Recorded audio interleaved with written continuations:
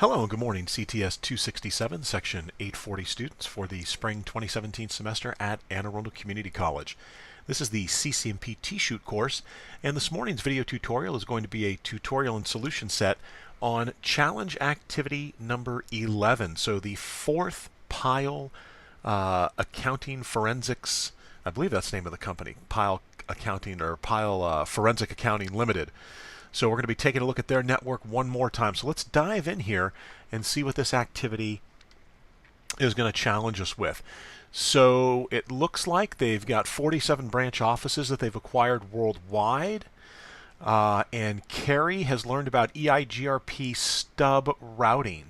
So she reconfigured a single branch router to announce only connected and summary networks. Now remember that when you use the EIGRP stub feature, by default, if you just simply say EIGRP stub, that it is only going to be announcing the connected and summary networks by default.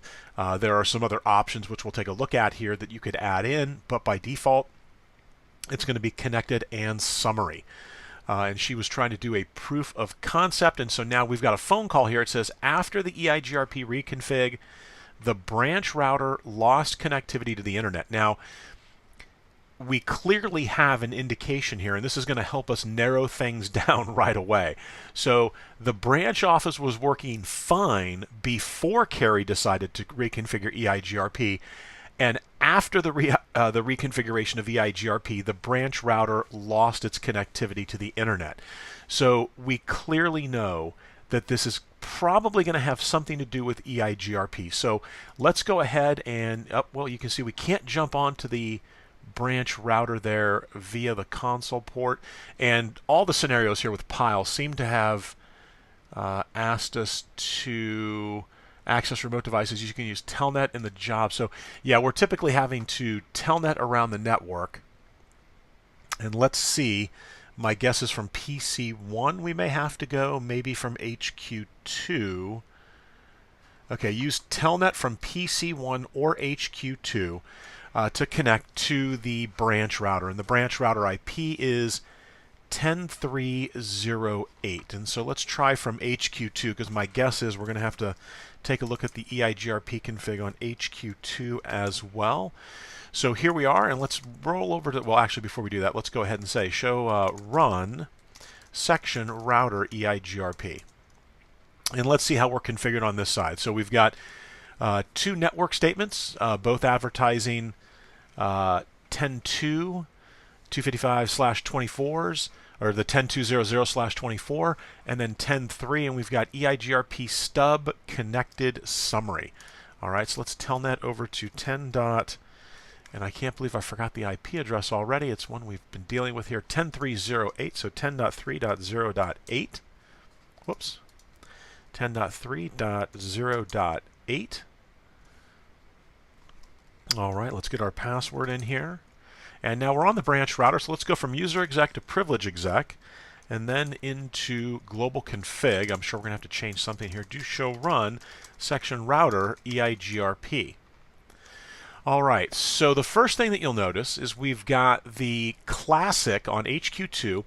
We've got the classic EIGRP configuration, right? And then here on the branch router, and again, Carrie, retrofitting some things and doing some proof of concept, has used the named mode or the 64-bit mode, as you'll typically hear it referred to. Now, when we look at these two configurations, we can clearly see right away what the issue is going to be. So here, and again, the description that we have on what Carrie was doing kind of leads us immediately to the area where we could be having an issue. So you can see we have router EIGRP autonomous system number 100, and then here under the branch router, we're using autonomous system 1. So if I was to say do show IP EIGRP neighbors, you can see that we don't show any neighbors at all. Now, the network statement with the quad zeros simply means enable EIGRP, do show IP interface brief, simply means enable EIGRP on all interfaces that have an IP address on them, right? That quad zeros, network quad zeros, means if the interface is configured with an IPv4 address, we're going to run EIGRP on that interface. So if I was to say do show IP EIGRP interfaces, you can see that these two interfaces, Ethernet 00 and 01, that have IPv4 addresses are actually running excuse me, EIGRP. Now, the problem, again, is that we have mismatched autonomous system numbers, or AS numbers here. So one of two things needs to be fixed. Either we need to change the HQ2 router to router EIGRP1, or we need to fix the branch router and make it EIGRP 100. Now, there's a clear single correct answer as to which one we should do. And it all revolves around the fact that Carrie was doing her work out here on the branch. So I can almost guarantee that if I come into the distribution layer switch here, and we say, let's get the password in, show run section router EIGRP, that they are also running EIGRP with autonomous system number 100. So where was the work being done? Where were the changes made to the corporate network here? Well, they were being made at the branch office. So we need to bring the branch office into sync with everyone else. And so this would be pretty straightforward on the branch office. Again, if we were to say do show run section router EIGRP, right, we would simply say router EIGRP PILE underscore branch. And I could say no address family IPv4 unicast AS1. And so then that wipes out that previously existing config. And we're going to come back with address family IPv4, excuse me, AS. I just did not mean to do that. Left out my, let's exit out, no address family IPv4 AS1. And we want address family IPv4 AS100. And we will simply stick with that quad 0 statement, and there we go. And so now we have connectivity in terms of an EIGRP adjacency. So now when I say do show IP EIGRP neighbors, you can see that we've got a neighbor, and it's going to be the distribution layer switch. And so did we lose connectivity? Well, let's go ahead and check, and I'm going to make an assumption that we are 209.165.201.129. And let me double check that, the address, the internet address, 200.129.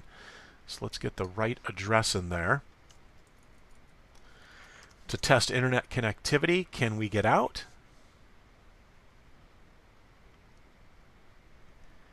And it does not look as if we can get out yet. So let's do this. Do show IP route EIGRP. Let's see what routing information we're learning. So we're learning about the 10.2, and we're getting that from the distribution layer switch.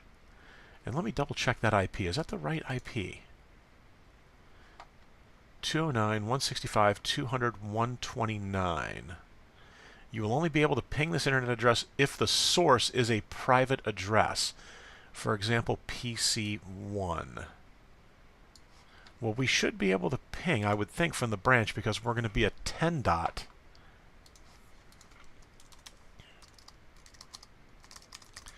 So we should be able to ping from the branch. All right, let's see if we can ping from router 4, or not router 4, but PC4. Or can we get onto PC4? Okay, so PC4 is going to have, so we're in the scenario again, so we would have to say, to get the IP address, do show IP DHCP bindings, and PC4 should be 10.0.32. So let's try that. Let's say do telnet to 10.0.30.2. All right, so we should be on PC4, and we are. Let's get into privilege exec, and let's try to ping that internet address, 209.165.200.129. All right, and we are getting, and there are ACLs configured. Let me try, let's see if we trace out to 209.165.200.129. And we should have gone with numeric there.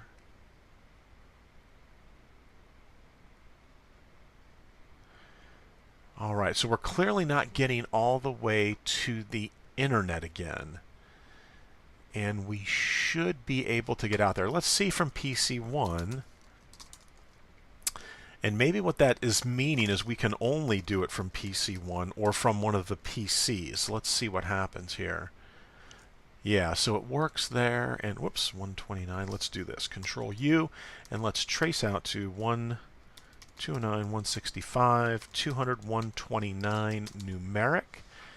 Yeah, and that works without any problem. So it's got to be something with the ACL, and I guess they clearly state that we can only do it from one of these addresses on the PCs, 1, 2, or 3. So that being the case, we should be able to, now from PC1, can I telnet to 10.0.30.2, or is it 10.30.0.2? Actually, whoops, let's switch back over here. What was the 10.0.32. So can we get to 10.0.30.2? And we should be able to do that from 10.0.30.2. Interface brief. So we've got an IP address, show IP route. We've got our default gateway, which is correct. Paying 10.0.10.1.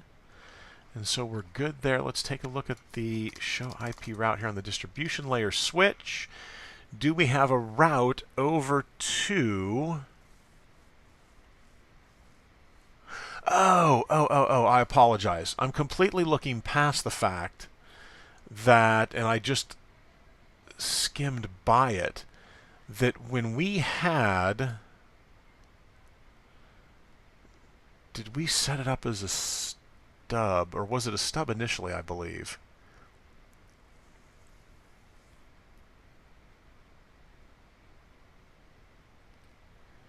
So it's not. So let's see the HQ2. Whoops, sorry. Yeah, so what just dawned on me is that they had mentioned the stub feature, and I'm looking at the show IP route here in the distribution, excuse me, or on the distribution switch. I was checking for the route to the 1030, and I don't see that here. We have a default route, but that is pointing to the border router, the BGP border router, and we don't have a route. And so I'm wondering, it was on HQ2, I thought, where we saw, and let's do this. So the stub feature is, did we see that on, let's get out here of the branch router, show run section router EIGRP. Okay. So that is the issue, is the HQ2 router has been configured as the stub router, and so what that means is the HQ2 router is only going to be advertising connected and summary routing information. And again, the reason for the stub router feature, right, is to limit the size and the scope of the query domain. So right now we're saying that this is a stub router, and the reason that we say this is because that gets advertised to the distribution layer switch. And the reason we would say we want this to be a stub router is that HQ2 is saying, do not query me for any information when you lose a route, right? So if DSW was to lose a route to some network, it is not going to send a query message up here to, oh boy, really misspelled that, query, Q-U-E-R-Y. It is not going to send a query message up here to HQ2 because HQ2 is saying, I am a stub. So I am already telling you, because I'm a stub, I have no idea how to get to whatever network it is that you think that you lost. I am not going to be a transit point for you. I can't do that. And we do that in scenarios like this here, where there's only one way in and one way out, right? And this is our path. So if DSW loses a path, let's say, it's not shown here, but maybe there's another branch router out here, DSW loses the routing information here, right, or loses connectivity to the branch, it's going to send queries out to its other EIGRP neighbors trying to find maybe an alternate path to get to that branch router. And all HQ2 is saying right now, configured as a stub, is I'm already telling you, I'm sort of pre-configuring, I'm signaling to you that I don't have another way to get to any other network, so don't query me. It's not going to be worth your time. But that's a problem because this HQ2 router, you can see it rolls into the WAN here. We could have other branches hanging off the WAN. And maybe it's possible that they can get to this other branch router. So the stub feature has been applied here. However, we need it applied at the branch because it's starting there. It's starting at the branch where we want to say it's a stub because the branch, right, has no other connectivity. It doesn't go anywhere else. So we want this to be our stub router, right? Not the HQ router to be the stub router. So let's make that correction here. And let's go back onto the HQ router. And this is after we make this change here, you should see we should pick up the networks being advertised. So we're going to go into router EIGRP. This is the classic mode. And we're going to say no EIGRP stub connected summary. And again, if we were to take a look here, if I was to say EIGRP stub, you can see we've got a number of choices. We could limit it to just connected. We could do a leak map. We could say receive only to make it a receive only neighbor. We could say redistributed, so only advertise redistributed routes, static, or summary routes. But we've gotten rid of the feature because, again, it's really been misplaced, right? We want it on the branch router. So now when I say do show IP route here, there is the 1030 network, 10.30 network. If I come to the distribution layer switch here and say show IP route, we now have a route to get to the 1030. And if I come to PC1, now when I telnet to the branch, we get in, right? So let's go ahead. We've got to finish this configuration, though, because the HQ router was the stub. So basically, Carrie configured it here on the HQ2 router. We didn't want that. We need it on the branch router, right? Because that's where it makes the most sense. So back to PC1. Let's get our password in here. I'm sorry. That took us all the way to PC4. So we're going to want to go to telnet 10.0.30.8. No, it's 10.30.0.8. Is that right? Or is it 10.0.30.8? So we'll get this IP address correct here. And is that not? I can never remember the IPs. So we're looking at 10.3.0.8. I apologize. All right, so let's get out of this, and actually we'll just go from the HQ2 router, and we'll say do telnet 10.3.0.8, and that gets us to where we want to go.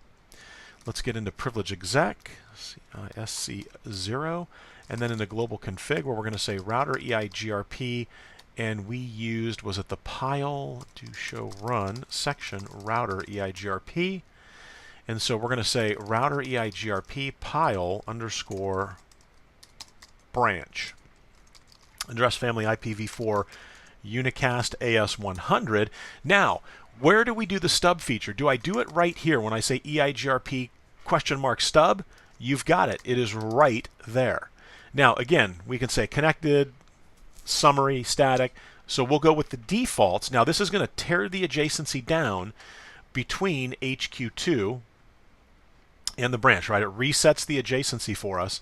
And so now let's go ahead and say do show IP EIGRP neighbors, right? So you can see the adjacency is still there. Do show IP route EIGRP, right? You can see we're learning quite a bit of information. So now from the branch router, what if I was to try to ping 209.165 200.129, so now we can get all the way out. And the stub feature has been properly applied. So if I were to exit out, when I say do show IP EIGRP neighbor here, right, you can see there is the branch router. If I do neighbor with the detail option, this tells us everything we need to know. It's a stub peer advertising connected and summary routes. And again, the key takeaway with the stub feature, and we talked about this a lot in the route course, because you'll hear people say with the stub feature, oh yeah, it limits the size of the routing table. It makes it so that there's fewer routes in the routing table. And while that may be true, what we're really achieving here is and what is really sort of the main benefit of the stub feature in EIGRP is that we are limiting the size and the scope of the query domain. Because by the branch router declaring himself as a stub, and now see we're on the HQ2 router, and the HQ2 router says right here, hey, that branch router is a stub. So if I lose a network, I already know that I am suppressing queries to the branch router. Because by making the branch router a stub, we're basically telling the HQ2 router that, hey, I'm a branch router, and I have one way to get to you, and I am not going to be able to help you find an alternate path to anybody else. So don't even bother sending me the query. Because if a query has to be sent, we then need to wait for a query reply to come back. And when we're talking about going over what could be a low-speed WAN link, this could be an issue. And again, we're trying to avoid that stuck in active state, right? Because when that route goes from passive to active, queries are going to be generated, and we're going to have to wait for replies to come back. So again, we're limiting the size and scope of the query domain, which is critical in EIGRP environments. One side effect of that is, so the routing table is smaller, but that is not the main benefit. Summarization sort of carries that same theory behind it. Sure, it makes the routing table smaller, but we're interested in really limiting the size and scope of the query domain. Okay, so that is going to take care of the EIGRP scenario, and the second one was, for some reason, Carrie cannot access switch 2 via Telnet from PC 1. She can access all network devices except for ASW2. Now, this information right here, that she can access everything except for ASW2, and this is where it can kind of get dangerous. If I were to make the assumption that the problem has to be something on ASW2, right? Maybe it's that the routing information is missing to get there. So let's find out. Let's take a look. So we're going to start sort of the divide and conquer approach here. So we're on PC1, and what I need to get real quickly here is the IP address for ASW2, 10.0.99.7. Now remember, we dealt with these guys before when we had a misconfiguration. So if I were to say, let's trace it out first. So 10.0.99.7 numeric. So I get to 10.0.10.1, which is my default gateway, which is going to be up on the distribution switch here. In fact, if I was to say show IP interface brief, you can see VLAN 10 is 10.0.10.1. 10.0.10.1, and it's up. Let's say show IP route. Do we have routing information for the 1099? We should, and we do. We're directly connected to it, right? So let's check out VLAN 99. Show IP interface brief, and that was down here. VLAN 99 is up. So what about from DSW? Can I get there? Ping 10.0.99.7. And that was interesting. So we get a success, a failure, and then 3 successes. And now we're getting all successes. And that's awfully slow. Okay, so we're missing some pings here. So again, when we read the description, let's hop onto ASW2 here and see, CISCO, can we ping anything? How about 10.0.99.1? Okay, so we can ping 10.0.99.1. What about, what is the address here on PC1? Let's break out of this. Oops, sorry, not ping. So I'm going to say show IP interface brief. All right, so we're 10.0.10.2. So let's give that a try. Ping 10.0.10.2. And this should fail because it didn't work coming the opposite direction. All right.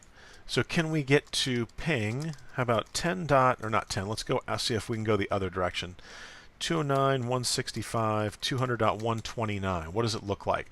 All right, so this is sort of telling me that we've got some sort of a layer 3 or below issue because we can't ping. And let me check. It's pretty straightforward though here, right? I mean, because we're trying to get to this switch from PC1. So let's follow the path here and see what we've got. Let's check ASW1 and let's make sure that we have no sort of show IP or how about show MAC address table. And the reason I'm doing the MAC address table is I want to see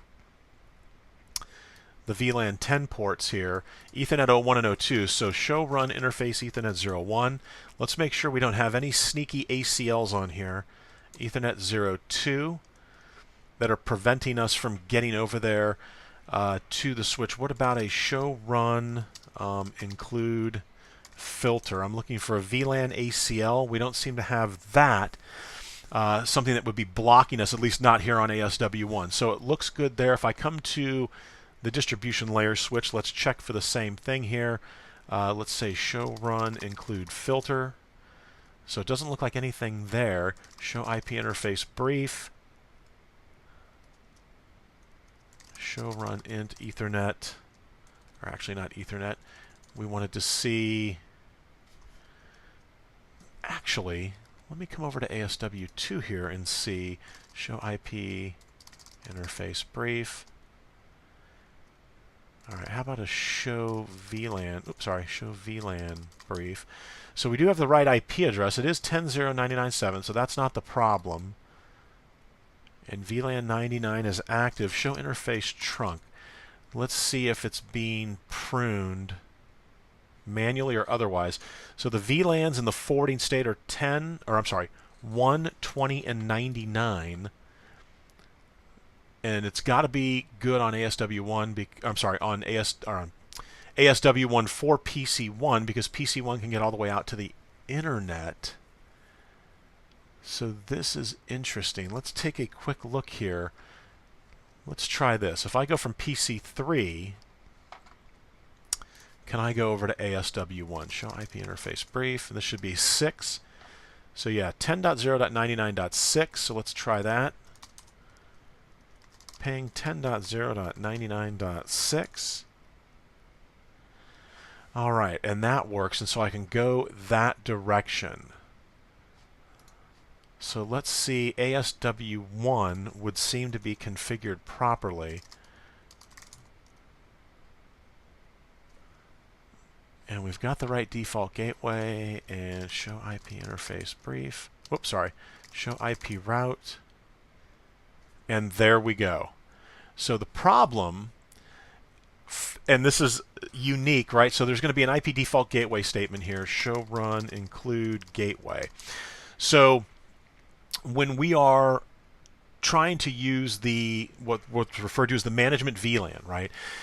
And we're generating traffic, I shouldn't say control plane traffic, but when we're generating traffic to the switch or from the switch, this is different than transit traffic, right? Which is traffic that is going through the switch, right? Not being generated by the switch. So when I ping from the switch, or when I try to telnet to the switch, we refer to that as management plane traffic, right? That is traffic being generated by the device, and that's different than data plane traffic, which is flowing through the switch. And so we need to tell the switch, just like if it was a host, we need to give it a default gateway address. And you can see that we don't have that set here, and it's just simply IP default gateway 10.0.99.1. So now when I say show IP route here, you'll see that we have a default gateway set, and this should resolve the issue that we had where we were trying, I think they were saying to telnet. And so can we trace there now? So now we can trace over there with no issues. Now can I telnet over there?